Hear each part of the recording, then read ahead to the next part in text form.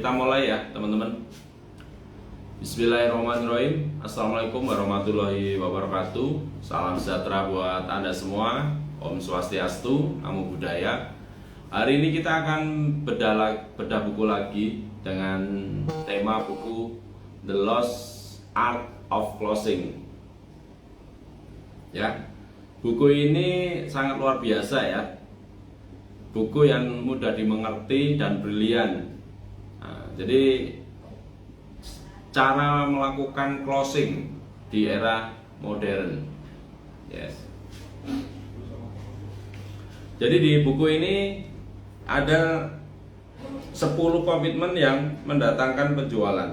Ini karya Anthony Iannarino. Cetakan tahun 2014 ini. Apa aja yang kita pelajari di buku ini? Yang pertama adalah filosofi baru untuk meraih komitmen.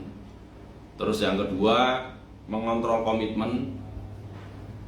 Terus yang ketiga, nilai pertukaran, komitmen waktu, komitmen untuk mengeksplor, komitmen untuk berubah, komitmen untuk berkolaborasi, komitmen untuk membangun konsensus, komitmen untuk berinvestasi, komitmen untuk meninjau, komitmen untuk memecahkan persoalan, komitmen untuk memutuskan, dan komitmen untuk melaksanakan. Nah, di sini juga ada pedoman untuk closing.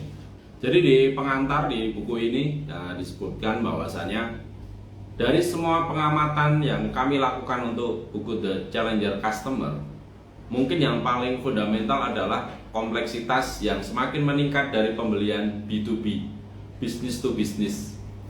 Meskipun para profesional penjualan B2B kerap mengeluhkan kompleksitas yang cepat meningkat dari solusi-solusi penjualan, tantangan yang jauh lebih dewasa bukanlah menjual solusi-solusi tersebut. Bagi banyak orang, kesimpulan ini mengejutkan. Mungkin para pelanggan dewasa ini sepertinya jauh lebih berdaya dibanding yang pernah ada sebelumnya. Dengan mudah memperoleh informasi, mereka kini dapat secara bebas mengidentifikasi lebih banyak pilihan di lebih banyak supplier, semuanya tanpa bertemu seorang perwakilan tenaga penjual atau menerima panggilan telepon penjualan. Ya. Jadi kita melupakan sejenak pekerjaan menjual kita dan memposisikan diri sebagai pelanggan. Jadi kalaulah kita sekarang sebagai seorang penjual, kita harus memposisikan diri kita itu sebagai pelanggan. Jadi kira-kira menurut teman-teman apa yang dibutuhkan seorang pelanggan, seorang konsumen? Kira-kira kalau Anda jadi seorang konsumen, apa sih kebutuhan Anda semua? Ya. Karena jangan sampai kita itu hanya fokus jualan tanpa kita memikirkan bahwasanya yang kita target pasar kita itu adalah seorang konsumen yang harus kita jual. Lebih banyak pelanggan yang menjadi cepat kewalahan dengan terlalu banyak informasi, terlalu banyak pilihan, dan terlalu banyak orang. Ya. Jadi sekarang itu di era disrupsi ini ya Bapak Ibu, informasi itu masuk per hari itu bisa puluhan, bahkan ratusan informasi masuk ke handphone Anda. Nah, kira-kira informasi apa yang bisa membuat orang itu mau melihat informasi yang kita berikan? Nah, itulah yang harus kita pikirkan sebagai kita ini sebagai seorang konsumen. Karena sebenarnya Anda sebagai seorang penjual itu Anda adalah seorang konsumen juga. Makanya kalau saya selalu bilang kepada diri saya, pada teman-teman semua, kalau Anda menjual sesuatu, saya sarankan Anda sudah mengkonsumsinya contohnya, atau Anda sudah pernah menaikinya. Contohnya Anda jualan mobil, ya sarannya Anda sudah tahu mobilnya, fitur-fiturnya apa, jadi lebih gampang menjualnya. Atau taruhlah Anda sekarang bisnis kosmetik, saran saya Anda coba kosmetiknya dulu, dicoba ya, gimana rasanya, seperti itu. Dan taruhlah Anda seorang penjual suplemen, ya Anda konsumsi dulu suplemennya, seperti itu ya teman-teman.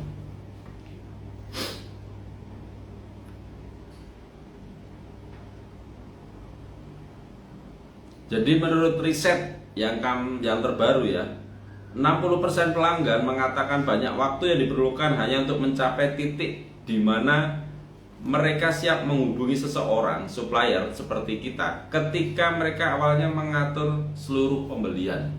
Seperti itu teman-teman.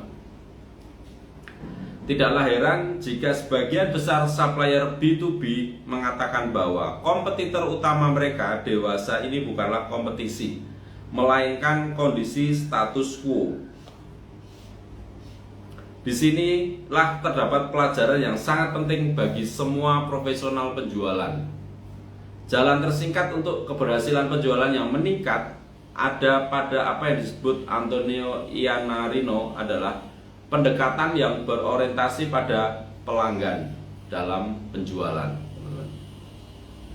Secara rinci, bekerja dengan pelanggan untuk mengidentifikasi rintangan dalam pembelian yang dapat diperkirakan, lalu memastikan kemampuan maupun komitmen mereka untuk bergerak maju di setiap tahap pembelian.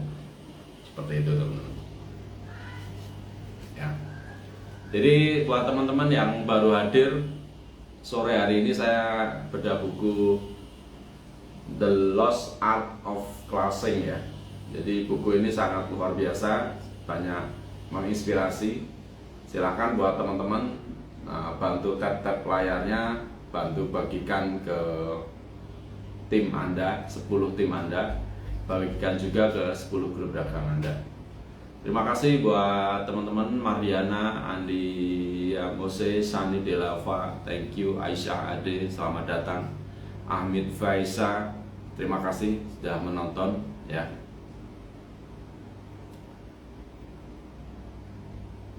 Oke, Septiana, thank you dari Hongkong, selalu hadir ya.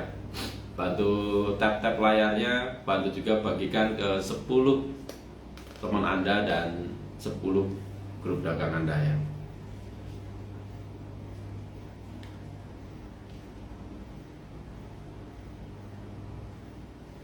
Closing bukanlah satu kejadian tunggal, tapi seluruh rangkaian kejadian. Dan kesuksesan dalam mengarahkan setiap kejadian sangatlah penting untuk bergerak ke tahap berikutnya. Sebenarnya ini merupakan sebuah seni yang sama sekali baru, memenangkan komitmen pelanggan di 10 momen spesifik perjalanan dan menggerakkan pelanggan ke tahap selanjutnya ya teman-teman.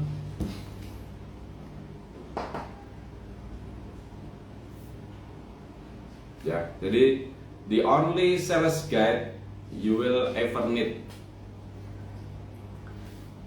TOSG adalah sebuah panduan komprehensif mengenai penjualan. Anda pasti akan berhasil dengan melakukan aktivitas yang ada di dalam buku itu. Tetapi menjual adalah interaksi manusia yang dinamis dan kompleks. Dan tingkat performa yang lebih tinggi yang tersedia bagi Anda jika ingin menginginkannya. Seperti itu teman-teman ya. Pemikiran tentang closing telah berubah begitu banyak sehingga tidak ada buku yang sudah ditulis sebelumnya yang memasukkan realitas baru tentang penjualan dan menjual. Kata closing menandakan hanya satu dari banyak komitmen yang perlu Anda dapatkan untuk menciptakan dan memenangkan peluang-peluang baru. Seperti itu teman-teman. Kita langsung ke bab 14 tentang pedoman closing. Oke, kembali lagi buat teman-teman yang baru hadir. Ini kita sedang bedah buku The Lost Art of Closing ya. Thank you yang sudah hadir. Bantu kami tap-tap layarnya terus bagikan ke 10 tim Anda, dan bagikan juga ke 10 grup dagang Anda. Jadi apa sih pedoman untuk closing? Di buku ini dijelaskan bahwasanya tidak ada aturan dalam penjualan dan Anda harus mengetahui semuanya, ya. Yang dimaksud di sini adalah bahwa penjualan menuntut agar Anda bersikap bijaksana.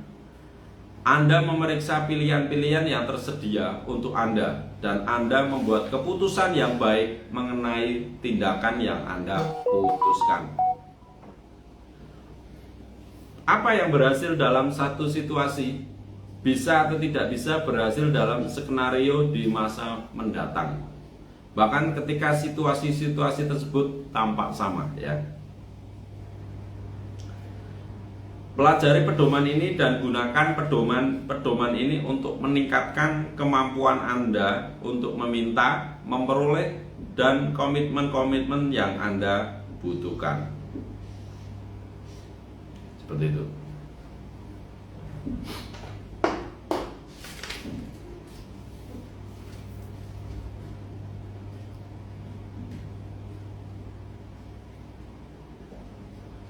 Ya.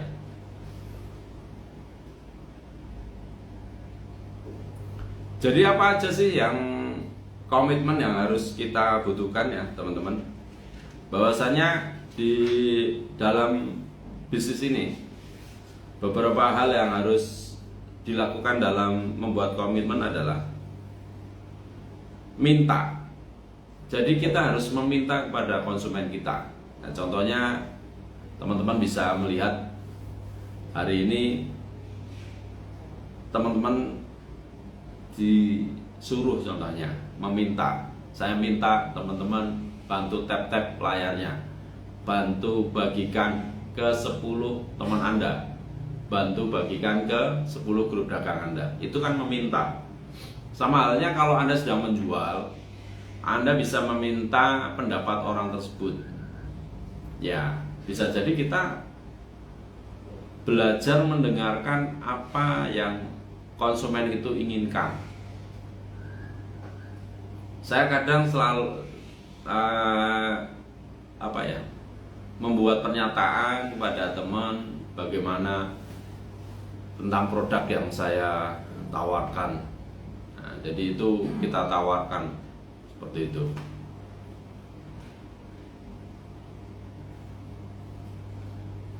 Jika tidak meminta komitmen-komitmen yang Anda butuhkan, Anda sedang membuang-buang waktu klien impian Anda, waktu perusahaan Anda, dan waktu Anda sendiri.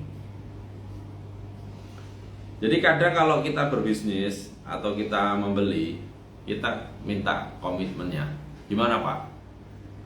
Bisnisnya kapan akan kita mulai? Atau kita bisa bicara sama klien-klien kita, kapan saat Anda membeli produk ini? Kita bisa tanyakan,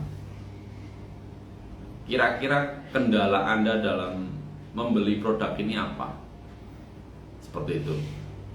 Itulah yang harus kita lakukan, gitu loh.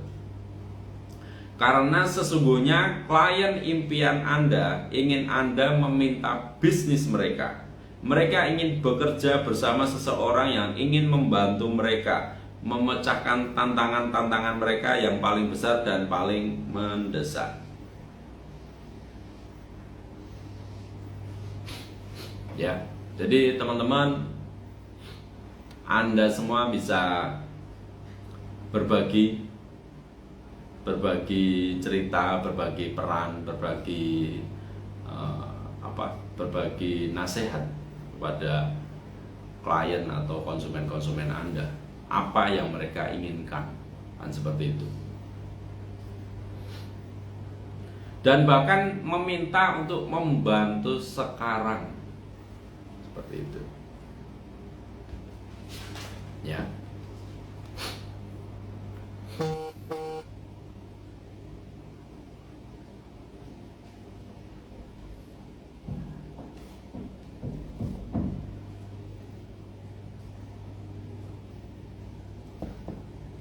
Anda harus meminta kesempatan untuk membantu. Sekalipun Anda belum menyelesaikan semua masalah dalam proses penjualan Anda. Seperti itu. Jika Anda mengetahui bahwa calon klien Anda membutuhkan bantuan Anda dan Anda telah berbuat banyak sehingga berhak untuk meminta bisnis mereka, jangan menunggu. Mintalah bisnis mereka atau minta pesanan dan perintah mereka. Mulailah melakukan pekerjaan yang mereka butuh untuk Anda lakukan. Bila tidak, sementara Anda bisa bersantai menjalani proses penjualan Anda. Tenaga penjual yang lain mungkin menyerobot, meminta pesanan dari calon klien Anda, dan menghilangkan kebutuhan mereka untuk mengadakan pertemuan lagi dengan diri Anda. Jadi teman-teman, kunci kita bisa closing itu adalah kita harus tahu dan kita harus meminta bantuan. Nah, contohnya, bolehkah saya minta bantuan Anda untuk melihat produk saya? Atau bolehkah saya meminta waktu Anda 5 menit saja untuk menjelaskan tentang produk ini? Jadi kita benar-benar melakukan yang minta gitu loh. Paksa, kalau perlu dipaksa gimana Pak? Boleh saja. Tapi maksanya bukan dengan kasar maksudnya, tapi dengan cara Anda konsisten. Gimana? Bagaimana Pak? Apa kendalanya? Nah, closing mau tanda tangan kapan? Nah, ibaratnya Anda bisa lihat kalau tenaga sales ya di lapangan itu luar biasa perjuangan mereka. Mereka ibaratnya tanpa patah arang meminta. Dan berhentilah menganggap kekhawatiran sebagai keberatan. Jadi jangan melihat orang tuh, kita jangan khawatir dulu. Kita fokus saja. Kita yakin orang yang kita tawari itu pasti closing. Gitu. Berikut ini adalah beberapa kekhawatiran nyata yang mungkin dimiliki klien impian Anda ketika mereka menjalani proses perubahan. Anda harus menganggapnya demikian. Yang pertama, jika Anda tidak mengetahui apa yang berusaha dijual oleh seseorang kepada Anda, maka Anda tidak membeli.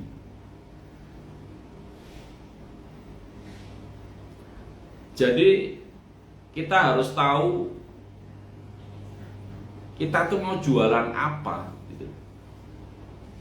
Segmennya siapa, target pasarnya siapa. Kalau kita jualan mobil, mungkin tukang becak butuh mobil. Di sini saya tidak menyudutkan profesi ya, itu contoh aja. Tapi kira-kira mereka punya uang nggak? Gitu. Nah, kita bisa tahu mereka bisa membeli kalau kita tahu apa yang kita jual. Seperti itu.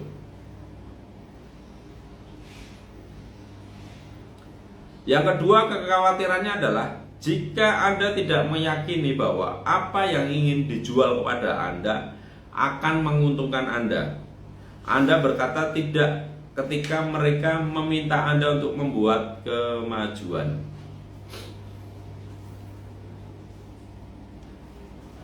Ya. Yang ketiga, jika Anda takut terhadap risiko yang mungkin berhubungan dengan suatu perubahan yang perlu Anda buat begitu Anda membeli, maka Anda tidak mau membuat kemajuan sampai risiko itu ditangani. Yang keempat, jika kita khawatir membiarkan kekhawatiran nyata klien impian Anda tidak teratasi, mereka berhak menolak permintaan Anda untuk mengambil langkah selanjutnya untuk membeli apapun yang Anda jual. Jadi kalau kita menjual sesuatu, kita yakin saja, nggak usah khawatir. Bisa jadi kita khawatir ya, yang calon pembeli itu nanti nggak membalikin retur dan sebagainya. Tapi asal kita memberi mereka pengertian yang jelas, terus kita memfollow up. Jadi jangan setelah ada jualan produk Anda tinggal. Padahal orang yang pernah beli produk Anda itu adalah target pasar Anda yang bagus selanjutnya. Kita bisa follow up lagi. Jadi pastikan kalau mereka beli awal bulan berikutnya kita bisa follow up lagi, tanyakan gimana stoknya, apakah mau order hari ini atau besok. Jadi kita bisa tanyain teman-teman. Banyak sekali orang yang sudah order terus mereka nggak order lagi ketika kita tidak follow up, ya seperti itu. Aji Dipa, karena ketika kita sudah betul membuktikan, kita leluasa bicara. Yes, betul. Itulah otosugesti ke diri kita. Kalau produk yang kita pasarkan itu bagus, ya caranya apa? Kita menjadi konsumennya dahulu, memakai produknya dahulu. Seperti itu. Ya.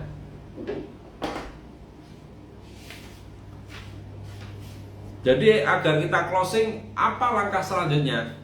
Selalu menonjolkan keyakinan. Kita harus yakin, Bapak Ibu. Di industri yang saya geluti, teman-teman, di industri network marketing, kita menjual sesuatu itu bisa closing bukan karena produk, bukan karena sistem, tapi karena apa? Karena antusias kita, karena keyakinan kita. Kalau kita yakin menerangkan, maka keyakinan, antusias kita itu akan menular. Itulah, di saat itulah orang itu akan closing. Jadi jangan berpikir, jangan khawatir nggak closing. Yang Anda khawatirkan ketika Anda tidak punya keyakinan yang kuat untuk memberi informasi kepada calon klien-klien kita.